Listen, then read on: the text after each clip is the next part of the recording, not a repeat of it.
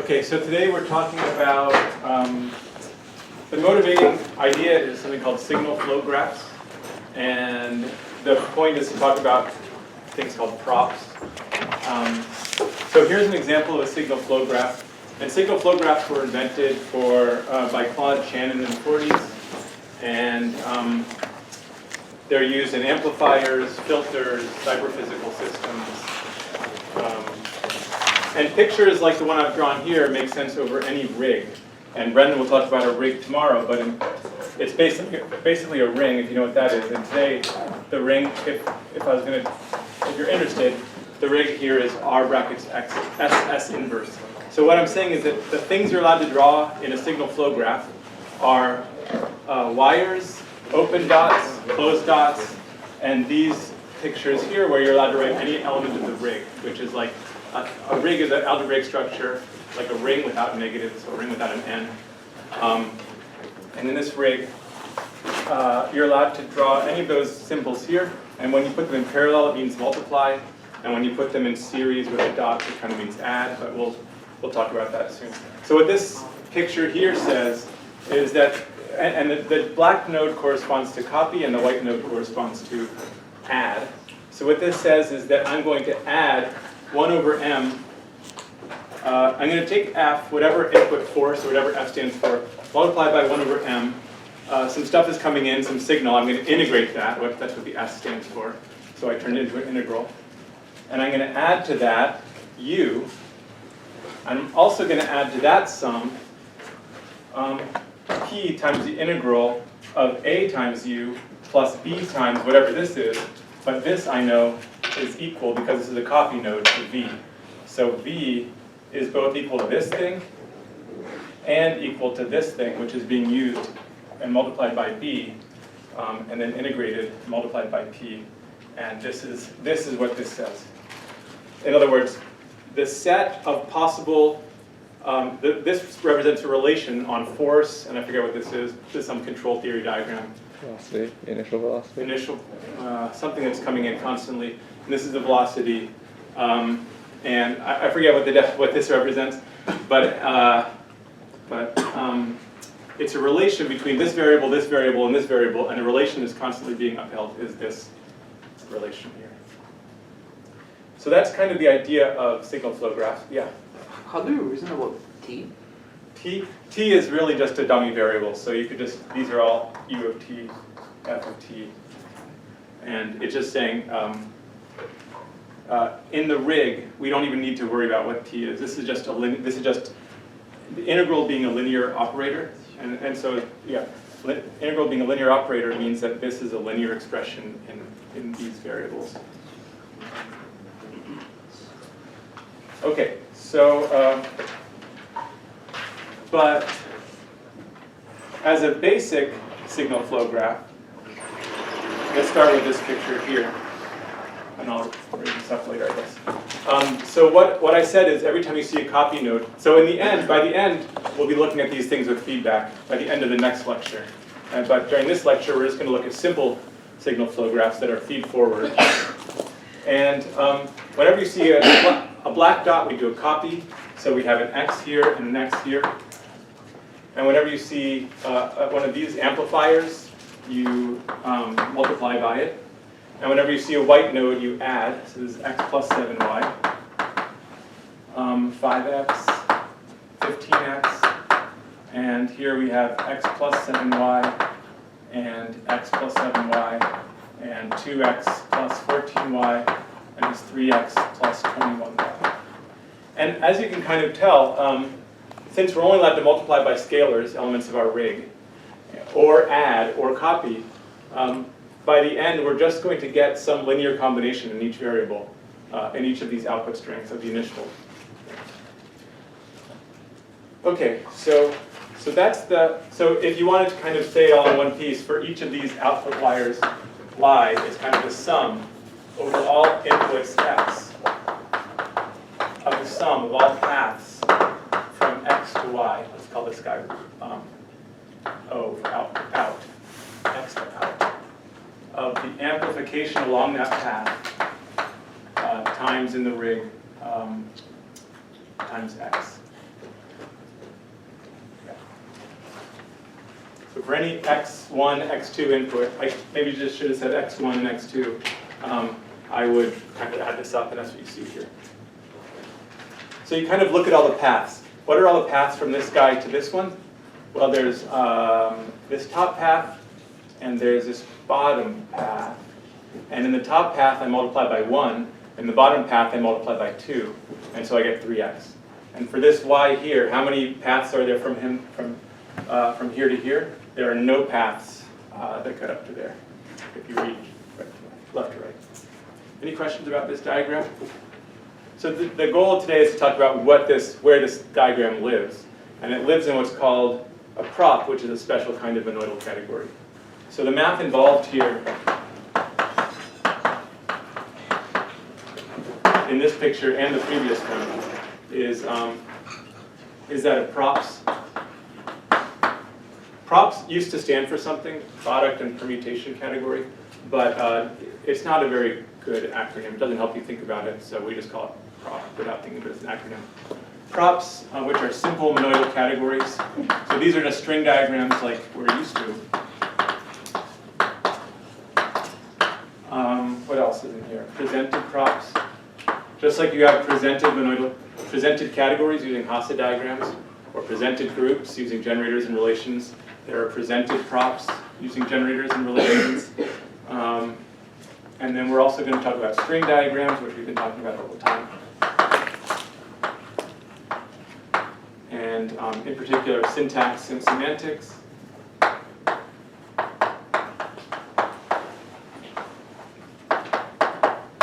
And soundness and completeness.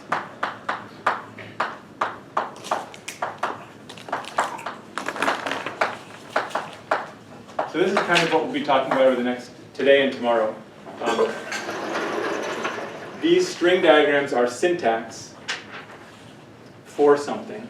And then what this means, the semantics, could be something like this. It takes place in some monoidal category of, say, linear relations or something like that. And then we would say that it's sound. We'd say it's sound if anything you can prove, like one diagram equals another using string diagram manipulations, is true in the monoidal category. That better be true. That better hold. Otherwise, it's not sound. It's a bad reasoning system if you can prove false things. And it would be called complete if anything you can prove in the monoidal category, any proof that one morphism equals another, say, can be proved by manipulating just these diagrams. That soundness and completeness of a graphical proof system. Questions? Okay. So let me define props. Let's see where are we? Okay.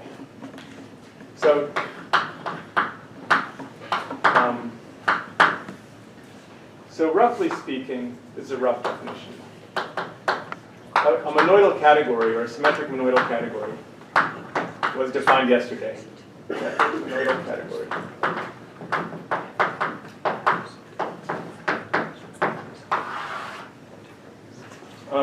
It has a set or a class, a collection, set of objects. I should probably say class, but it just means a large set. A set of objects called obc.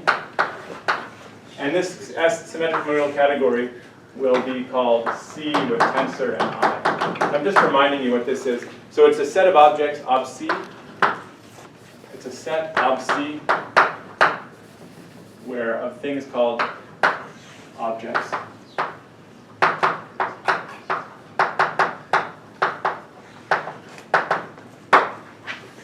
And for each pair of objects, and a functor.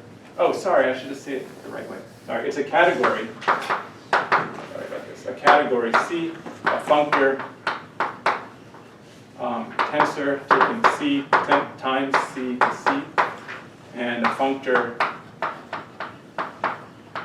I taking the unit category 1 to C. That we just think of it as an element I in obc. And these have to satisfy some rules that say things like, that says it's a monoid object.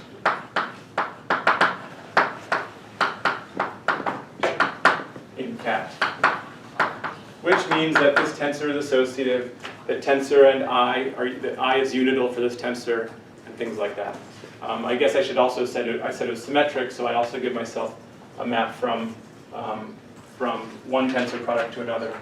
But right, so there's like one way you can write that is I have a map from C times C to C times C that swaps CD maps to DC, and I have a tensor, I have a tensor, and these should be naturally isomorphic. If I go this way, I have a functor. If I go this way, I have a functor, and there should be natural isomorphism between them. Anyway, I'm just reviewing what we talked about yesterday. Okay, so what is a monoidal post set? A monoidal post set is a monoidal category where C is a post set. So this is what we talked about the second day or third day. A monoidal preorder, I guess I should say,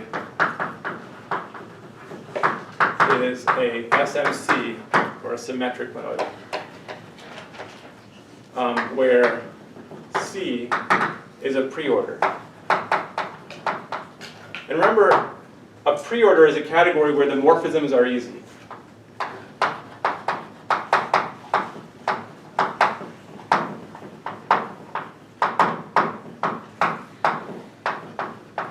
And the way that they're easy is that between any two objects, there either is one or there isn't one. There's never two. There's only one or none. So that's really easy. There is one. If there is one, we draw a less than or equal to from like, this would represent A tensor B is less than or equal to C. And if there isn't one, we're not allowed to draw the less than sign. We're not allowed to draw the box. So a preorder is a category that's made easy in a certain way. Namely, it has very simple morphisms. There either is one or there isn't one. And the reason I'm talking about that is that a prop is a monoidal category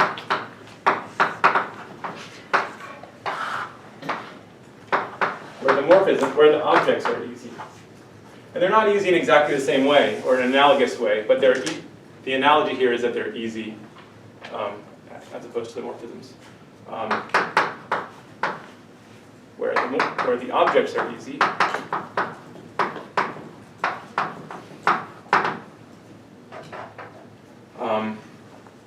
So what is it? It's such a monoidal category, C tensor I, so it's a monoidal category, such that ob C is just n, the natural numbers. The monoidal unit is 0. It has to be an object of C, and that's a natural number. And what natural number is it? It's 0, and such that for all m comma n in ob C, if I have two objects, then their tensor power is defined to be m plus n in natural numbers. So a prop is a symmetric monoidal category where the objects just have some finite cardinality. They're just a finite cardinality. They're just a number. And how do you represent that number? You represent the number 3 in ob C, say, as 3 lines. So in these string diagrams, I'm going to draw each object as just a number of lines. The tensor product, this is 1, tensor 1, tensor 1, and that's how we were drawing parallel lines yesterday. We always draw tensors in parallel, and now we're doing that where each line is a 1, basically. Okay, so let me give you some examples. The prop of matrices. The prop is called mat R of matrices over a rig R. But you might not know what a rig is, and Brenda's going to define it tomorrow, Monday, I think. It's basically an algebraic object where you can add and multiply things. But since I won't assume that, I'll just put the reals there, because that is an example. So mat sub R of matrices over the reals. That's a prop. So for it to be a prop, what I'm saying is it's a monoidal category where the objects are natural numbers. So what are What are the, okay, so this is a monodal category. What are its objects? Natural numbers. The natural numbers. Okay, so of map R equals the natural numbers. I've already told you how to tensor and what the unit is. But what are the morphisms? So remember, whenever we have like C, a category, we would write C, X, Y to mean the Hom set of all morphisms from X to Y. So what is map sub R from, say, one natural number to another? So M by N. No, I mean, that's a symbol. You could also use that symbol here. Are the morphisms not matrices? Actually, no, they are. Okay, so this would be, right. So this is that. I thought you were talking about this. Wait. Yeah, that's supposed to be a joke. Okay, yes. Yes, the matrix, the notation works very well in the sense that you can't distinguish between the usual notation for matrices and the notation we're using here. Okay, so that's that. And then, but then the question is, how do you compose two matrices, and how do you tensor two matrices? So if I have a matrix from M to N, and you have a matrix from N to P, then what matrix should be their composite? It has to be a matrix from M to P, has to be an M by P matrix, and you can guess which one it is. It's M times N. And if you're worried that, yeah. Yeah. Okay, so yeah. Right. I guess I'm a little bit pausing here because there's another prop called map op, where it's exactly the same objects because all props have the same objects, but its morphisms are just n by m matrices. They're transposed, and I think people generally I like it so that mn is mn, and I think that's kind of the transpose of the way people usually draw. People usually like to multiply things by a column vector on the right, whereas I kind of like to multiply by a row vector on the left, just because I like things to go the same direction as the arrows across the board. But yeah, it's not a very big deal. They're both props, and they both work. And so if this one has the wrong variance, then just switch it. Okay, so, okay, and then the question is, but how do you tensor two matrices? So if I have an m by n matrix called M, and you have an m prime by n prime matrix, m prime, then what should their tensor be? It should be an m, well, what's the dimension of the matrix, first of all? Yeah, m plus n. We need from this to get an m plus m prime by n plus n prime matrix. And I guess we're planning on calling it m plus m prime. And I probably should have said that in a prop, we usually write c plus 0 to indicate that we're expecting the most common notation, or the default notation, to be a plus and a 0. Okay, so we're thinking we're going to add two matrices somehow, but they're different dimensions, so what could this mean? Yeah? One here, block, yeah. So maybe, or do we like to write plus with a circle? Anyway, in linear algebra, you'd write plus with a O plus, as plus with a circle. And so let me just give an example. So suppose you had the matrix 1, 2, 3, 4, 5, 6, and you wanted to plus, I think I will put the circle there, plus add to it the matrix 8, 9.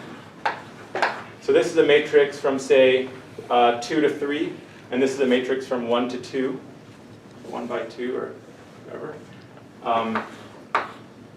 This is the matrix that's supposed to be a 3 by 5, 1, 4, 2, 3, 2, 5, 3, 6, 0, 0, 0, 0, 0, 0, 0, 8,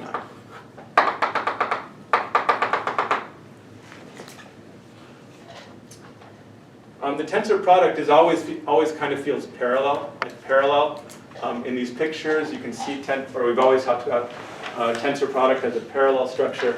And here again, we have these two things in parallel. And you can see that they're kind of not interacting in this picture. Whatever's happening here is kind of separate from what's happening there.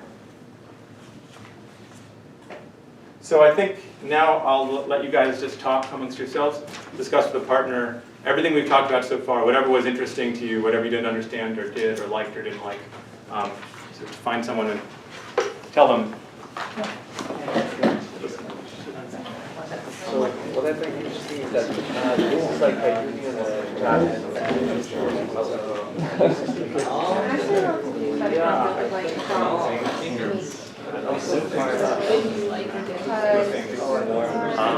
I'm guessing you're like that. I'm guessing we're back on it. yeah, and I would say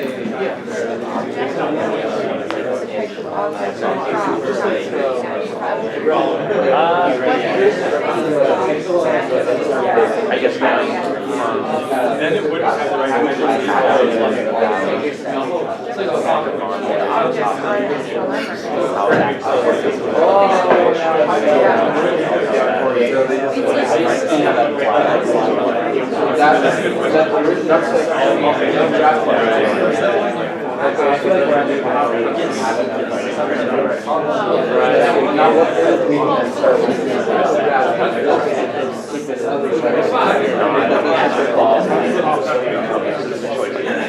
But then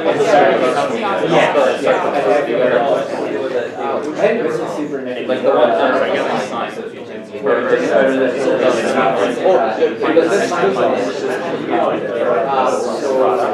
know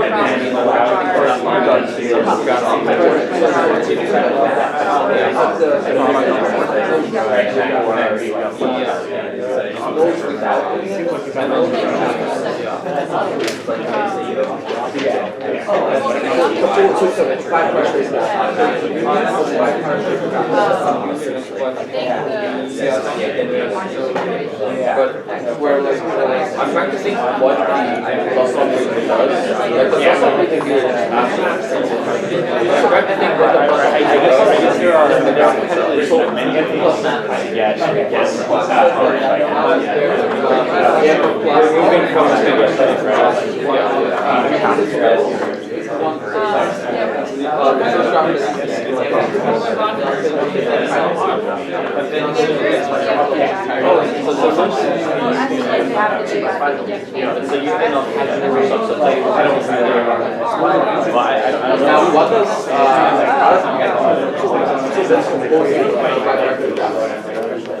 Okay. Any questions from that? Yeah. So this, are you forced to define this circle plus operation like this, or can you pick like, I don't know, a different matrix that's the right size? Yeah, you could pick any one you want, as long as one thing, the dimension is plus, and second thing is that it has the property that it's associative.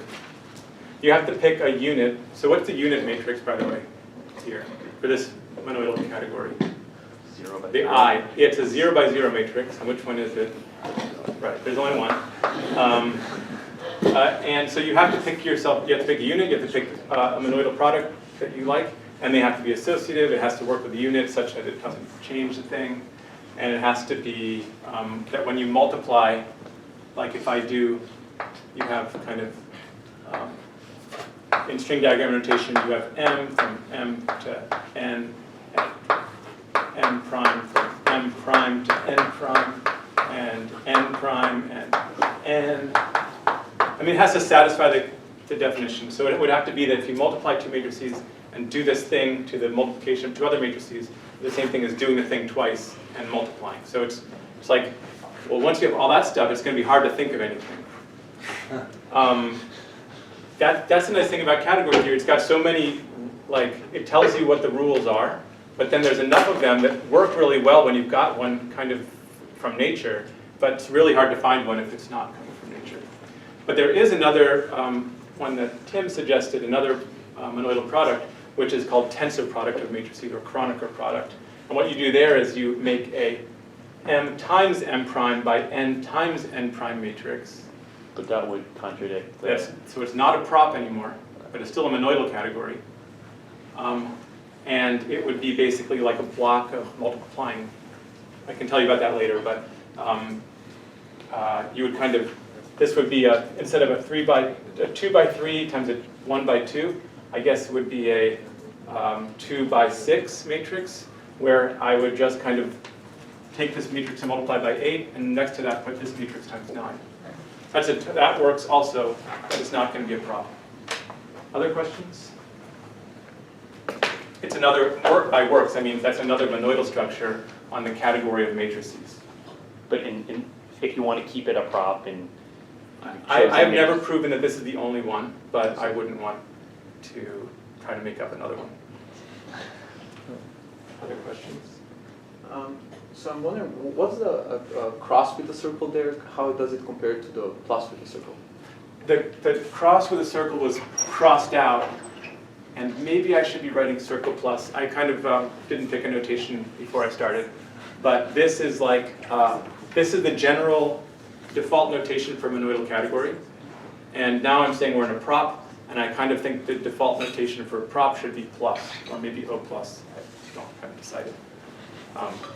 It's just a default notation. You can use any binary operator symbol you like, as long as it's not artificial. Other questions? One thing to clarify that might be slightly confusing is that when we say the category of something, that's not a standard, that's not sort of a rigorous thing. So if the category of sets has object sets and morphisms of functions, whereas the category of matrices, as David just said, has the matrices as the morphisms. Yeah. So it's just sort of when we say the category of X, it's sort of, there's a natural category that people have associated with some sort of structure, and it's not clear what role that plays in the category just from that phrase. Yeah, thanks. Okay, so I want to give another example of prop, and this is the prop of port graphs.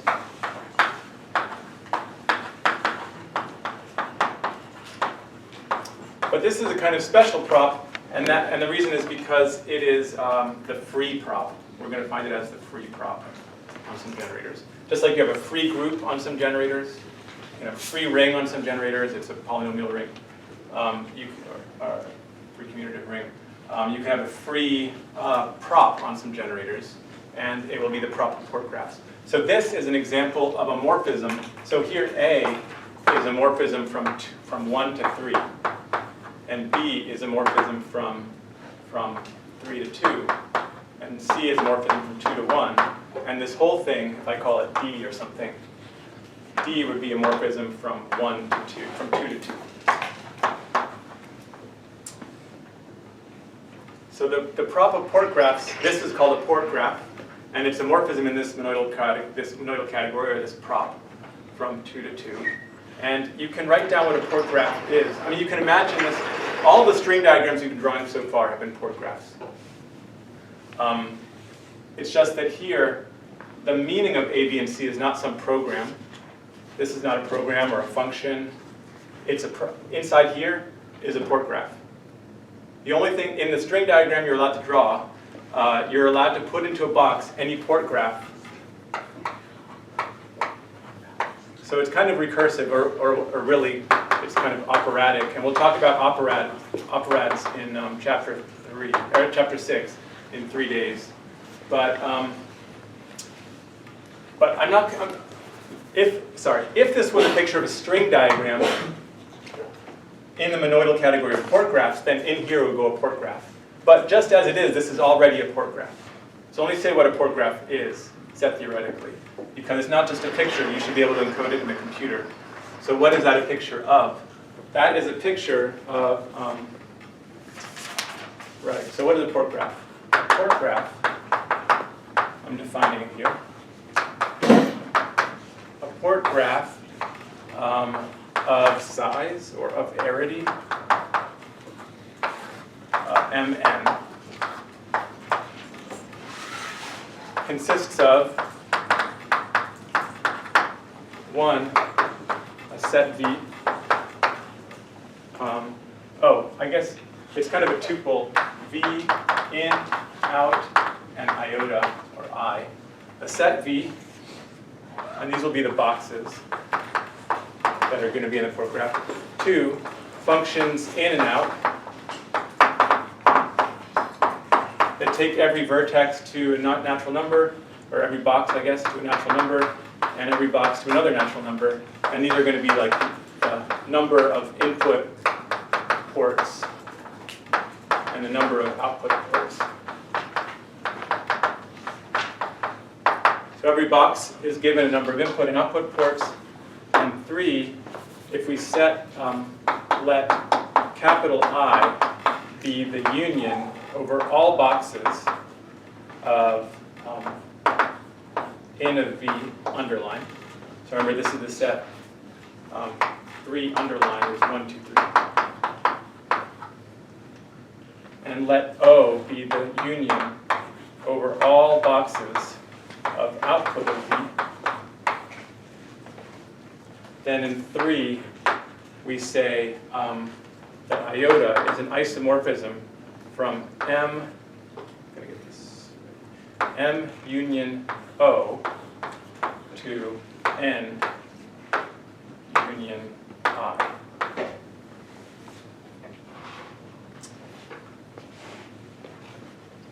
And I'll explain this in a second, but then I need one condition such that the graph, so I can make a graph is a set of vertices, a set of edges, and 2 morphisms, source and target. It takes an edge and tells you a vertex for its source and a vertex for its target. So if I have anything in MO, I can get something in M union V union N. I'll explain this in a second. I can also get something in N union I, and I can get from there to there. And I want this is acyclic.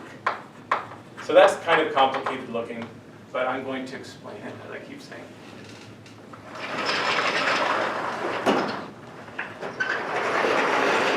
Okay, so in this picture,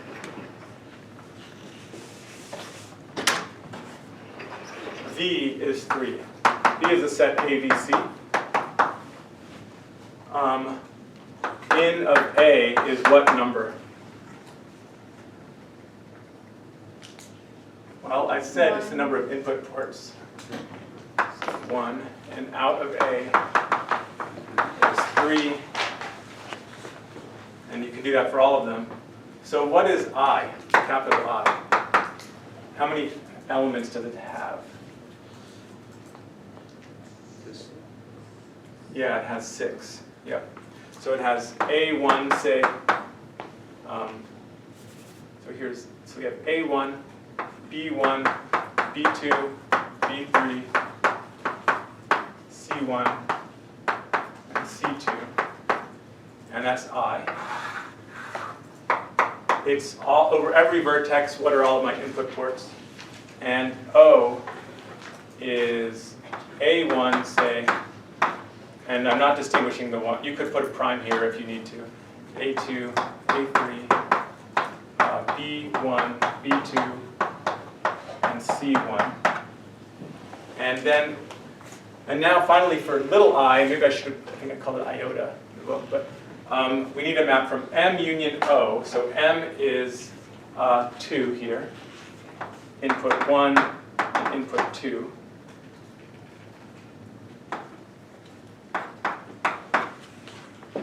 To N union I, so N is out 1 and out 2.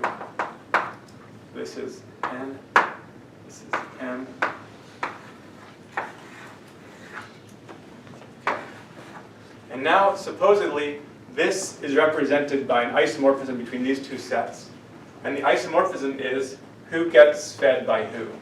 So out 1 is fed by C's output. So out 1 goes to C1. Out 2 is fed by B's output 2. A1 is fed by input 1. B1 is fed by A output 3. B2 is fed by A output 2. B3 is fed by this input. C1 is fed by A, output 1, and C2 is fed by B1. So this isomorphism here represents this graph. And then if I want to, I can write down this graph, which is like not a port graph anymore, but just a dots and arrows graph. And that dots and arrows graph asks me to put, I'll draw it for you. So what it basically says, if you read this out, that that's the source, that's the target, and it says that my vertices are M,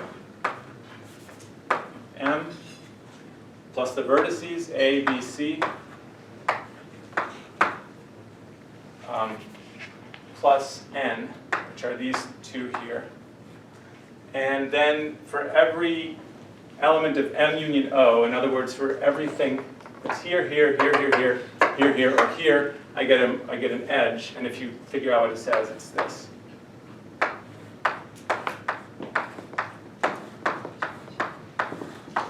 Oops. Wait. Oh, okay. So this is a picture of this port graph as a graph where I use this isomorphism to get it. Sorry, it's hard to read. And I just want to warn you that people might look at this and call it a graph and say, oh, it's obvious. These are the vertices and these are the edges. Are you dumb? And I really don't like that because this is not a graph. It's got more data. And the more data is that you can't tell in the graph picture that I swapped these two inputs. You're not telling me. It's like you're expecting two natural numbers and a string, and I give them to you in like an arbitrary order. I just fling them at you. Here I'm flinging them at you. Here I'm taking care to like give you the one where it's supposed to be. So right. So these are called port graphs. These are called graphs. Any questions about that distinction or about anything else? Do you see how this picture is captured by this data here? And acyclicity, I said such that this is acyclic, which means that when you draw this graph, there's no paths going like in feedback. Yeah. So do I understand correctly, like in a graph representation of the port graph, Yeah. like you're losing like kind of the types, like the labels of the edges? Yeah. So a vertex, the way they would say it if they didn't draw those pictures, and they were talking about a graph, they would say the vertex comes equipped with its input and output type or something. Like it's like expecting, this thing is expecting a certain number of input vertices and output vertices instead of just being kind of given. And those expectations have to be filled by actual things and not just a cardinality of things. Yeah. Not just three, but these specific three in this specific order. Yeah. But that data is the same as that data? This that data, picture, yeah. this data, such that this is acyclic. This data is the same as this data, Yeah. and the acyclicity of this, no feedback, is the same as the acyclicity of this. Yeah. It's just that everyone already knows what an acyclic graph is, so I just took this data and figured out how to find the graph that I needed to check was acyclic, and you just write down. I just wrote down like, here's the graph you need. Sorry, it's hard to read. Okay, other questions?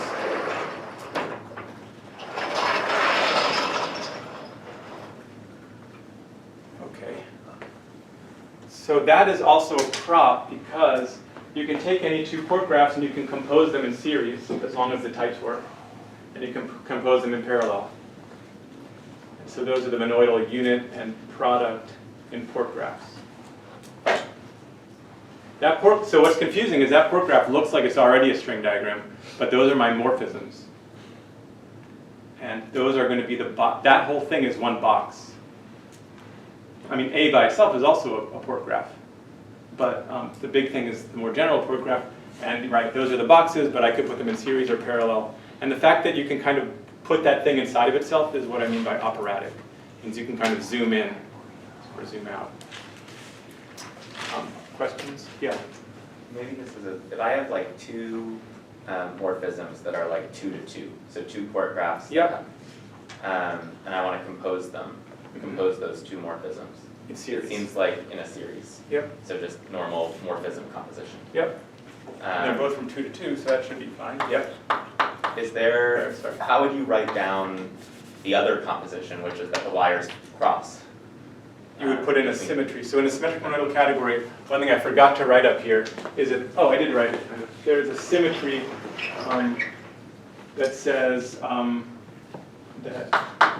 M tensor n is isomorphic to, using symmetry, sigma n tensor n. So I would compose them with a sigma wherever. And is there a similar, I guess maybe, I think yesterday you said something about an associator that you would use to sort of figure out, okay, I want this one to go here and these two. That's right, yeah. But in a prop, since all the strings are unlabeled, you kind of can get rid of those associators in a certain way. Like, You don't need to I think that's draw what. those, but you- oh, yeah. I'll ask after about If you're taking care of bookkeeping, which you have to in computer science, and you don't have to as much in math because you get used to knowing that you just can do it. Right. And this is like the biggest issue between me and Ryan, the person who coded at AQL, is for me, isomorphisms are free, and for him they're expensive.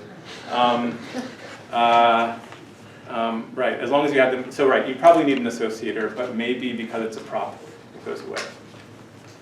I mean, yeah. Other questions? In other words, that 2 plus 1 plus 1 just equals 2 plus 1 plus 1. You don't need an isomorphism there. Because we're in a skeletal category where there are no isomorphisms.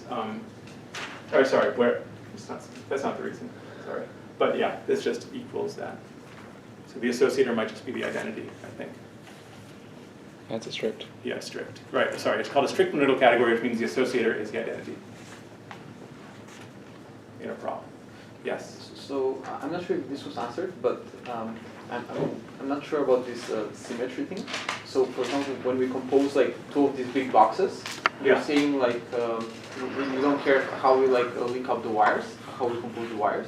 If I have a big port graph from 2 to 2, and you have a port graph from 2 to 1, or whatever, then if this port graph is called P and this port graph is called Q, then the composition P semicolon Q will be given by that. But P semicolon sigma semicolon Q would be given slightly differently. I see. There's an icon for a crossing called that looks like crossing wires that indicates the morphism sigma. I see. So from A to B, there's a sigma there. From A to B, there's a sigma. Yeah. Great. And there's also two identities above and below the sigma. I see. Yeah, this because is- you're swapping. Because you need to. This might be written. Because it's 1 and 2 to 2 and 2. This might be written identity on one, tensor or plus sigma plus identity on one. Identity on one, sigma, identity on one. Because the I is isomorphic, doesn't that mean you can go backwards from outputs to inputs and that's basically free? You're saying that for any port graph, there is an opposite port graph. Because I is Yeah. an isomorphic. Yeah, I could have switched the roles of everything involved and written the port graph backwards. Yeah. So the opposite of any monoidal category is always a monoidal category, and the opposite of a prop is also a prop. And it sounds like you were talking about the opposite prop. Other questions? Or maybe you're trying to say that the opposite of the prop of port graphs is isomorphic to the prop of port graphs. I'm not sure. But yeah, something around there. Well, there's nothing there that shows Right, yeah. the direction except No. in and out. That's right. Yeah. Okay, so free props.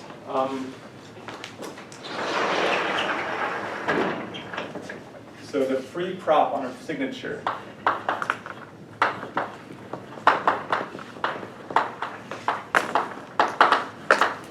So, sorry, maybe I should say it this way. A prop signature. So, the definition, a prop signature consists of a set lambda and also functions in and out that take lambda to n. So your signature is telling you a bunch of labels lambda for label lambda 1 and 2, or you call it A and B, and A has some number of inputs and B has some number of inputs, and they both have some number of outputs.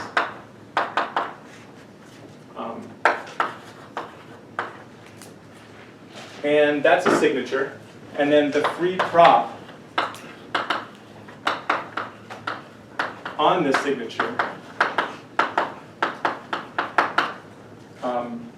is a prop, so we know what its objects are. The objects are the natural numbers. And the morphisms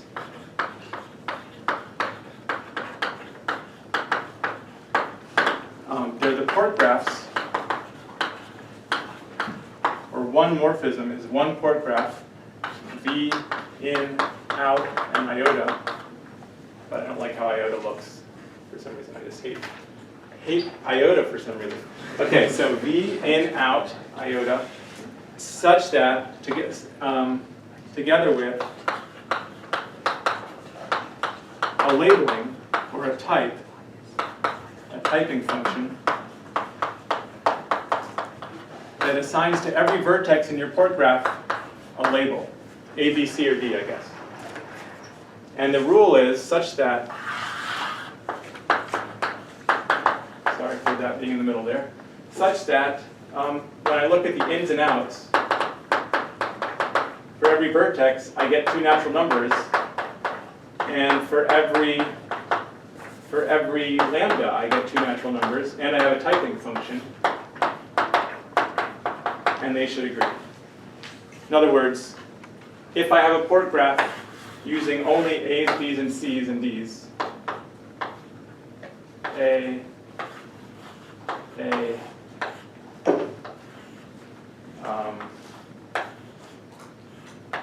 C, or D. There's a port graph. The vertices are this one, and this one. Every vertex, or I call it V, I call them vertices and I call them boxes. There are 3 boxes here.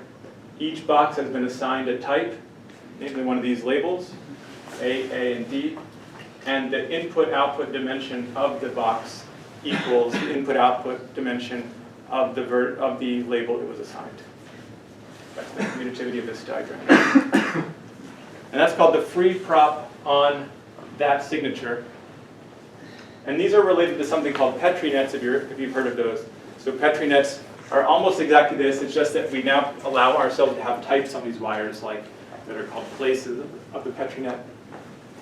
And I won't get into that, but they're using concurrency theory and chemical reaction networks and evolutionary game theory and stuff. So that's something we didn't get to put in this book, but it's definitely an interesting 7-sketch style story. Anyway, right, so this is, where are we? We've just discovered, or just defined the free prop on a signature. Any questions? Yeah. Does it have all port graphs as morphisms, or? It has all port graphs as morphisms as long as those port graphs have been equipped with a map to the labeling set satisfying this satisfying the fact that the labels have been, yeah.